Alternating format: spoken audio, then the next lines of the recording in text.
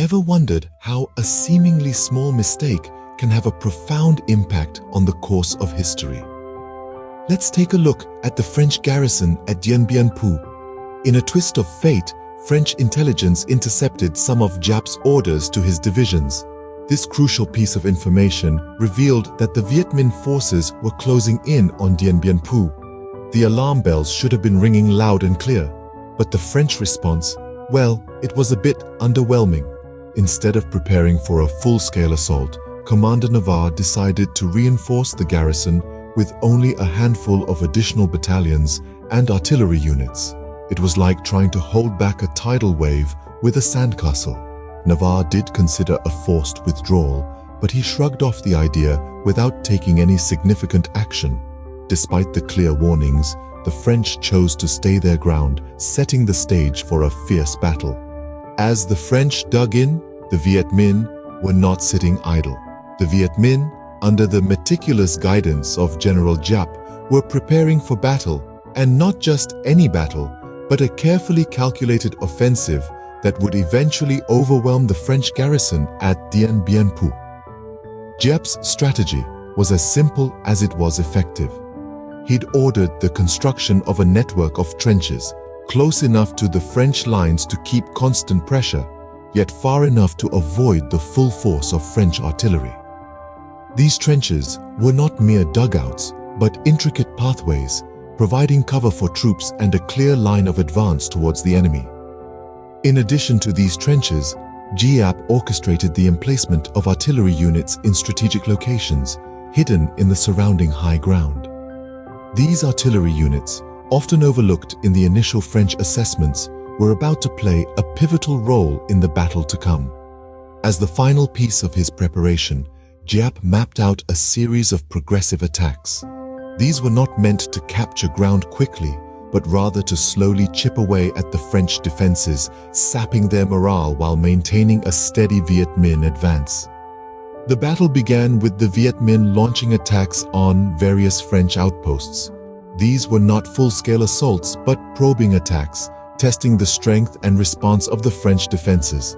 Each attack revealed the French's defensive weaknesses, their poorly equipped and constructed positions unable to withstand sustained Viet Minh pressure. As the attacks continued, the French garrison found themselves being pushed back, their perimeter shrinking under the relentless Viet Minh assault. Each retreat made resupply even more challenging, further straining their already stretched resources. The French were fighting a battle on multiple fronts, not just against the Viet Minh, but against hunger, fatigue, and dwindling supplies. The French were fighting a losing battle, their defenses crumbling under the relentless Viet Minh assault. The stage was set for the fall of Dien Bien Phu, a battle that would change the course of history. As April turned to May, the situation for the French grew increasingly desperate. The fierce fighting in the preceding month had taken a heavy toll on both sides. The Viet Minh, led by General Vo Nguyen Giap, were not without their struggles. Maintaining the morale and discipline of his troops in the face of mounting casualties proved a significant challenge. Yet, it was the French who found themselves on the back foot. Their attempts to launch counterattacks were largely unsuccessful, their advances stymied by the relentless Viet Minh forces who held superior numbers in most engagements. As the French struggled to regain lost ground, their perimeter continued to shrink, a testament to the growing dominance of their adversaries.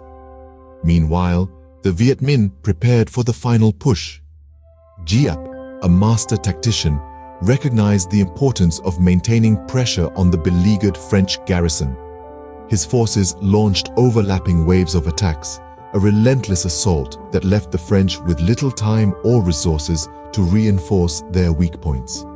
The French garrison, already struggling with supply issues and defensive weaknesses, found themselves increasingly boxed in. The situation was dire. Food and ammunition were in short supply, and the harsh weather conditions made airlifts of resources next to impossible.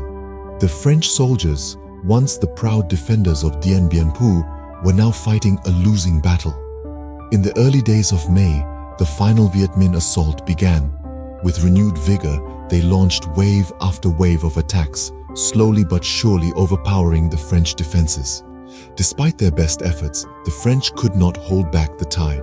Their defenses crumbled, their morale collapsed, and the once mighty garrison was finally overrun.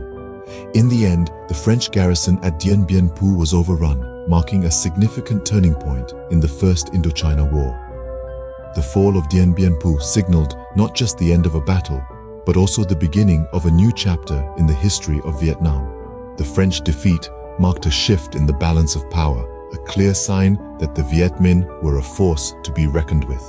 The fall of Dien Bien Phu was a victory for Giap and his troops, but it was also a victory for the spirit of resistance and the quest for independence.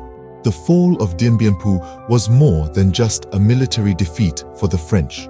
It was a blow to their morale, a devastating realization that their tactical superiority was not enough against the Viet Minh's strategic vision and relentless determination. The aftermath of the battle saw a shift in power dynamics, not just on the battlefield, but also in the political arena.